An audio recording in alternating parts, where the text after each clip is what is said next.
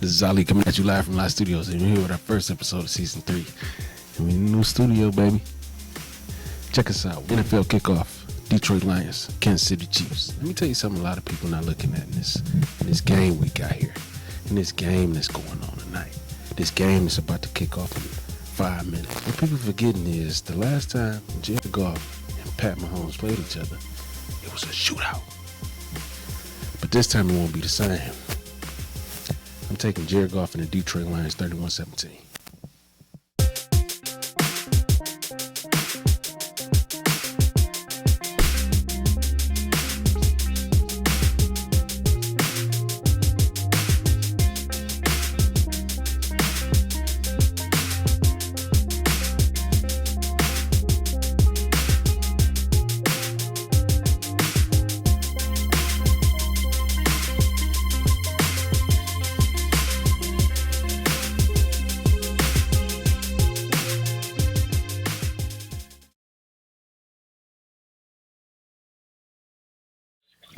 This is Ali coming at you live from Live Studios, and we're here with the second half of the Lions-Chiefs game. Brandon, are you there? Live Sports Detroit?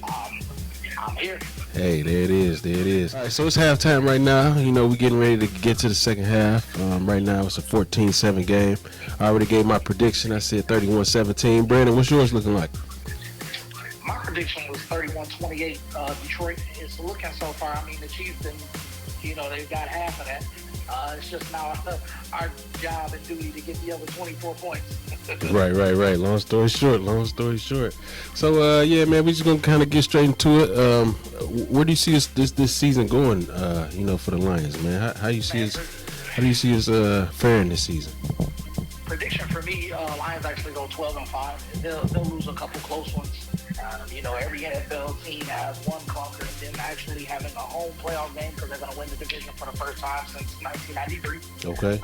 And then they'll win a home playoff game, and then they'll go to a division round and probably top out there. Okay. I don't really have a record set yet. I'm thinking 10-7ish, somewhere around there. I'm gonna stick with the 10-7, but I do think we're gonna make a playoff run this year. I think it's our time. It's been way too long, like you said. It's our time, man. If we're the new look Lions, it's time to make a new playoff run, and that's just how I feel. So now it's kind of time to move on to a new realm of the game. Well, it's not really new anymore. It's been going on for a long time. Fantasy football. This is a new subject. Gonna hear me out though. So who would you have as your playoff or your fantasy steal right now? Somebody that might be a late draft pickup or somebody you found on waivers. Look at the tight end spot. I know people love Travis Kelce. I know people talking about T.J. Hockenson.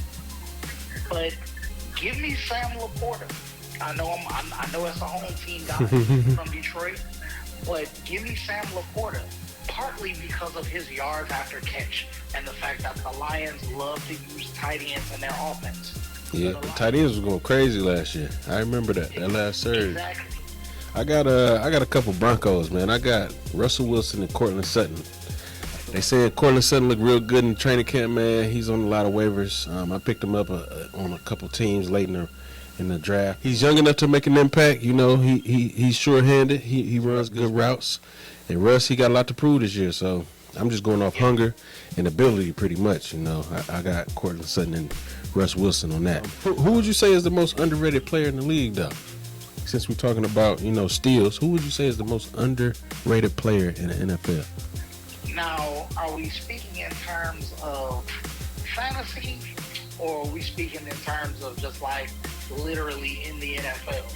We're speaking in terms of somebody who does what they're supposed to do, who dominates, but might not be seen every Sunday at 8 o'clock. Who might not be seen on Monday Night Football. Somebody who does their job every week, and it just goes, I won't say unnoticed, but unless you're a fan of that team, you might not know about it.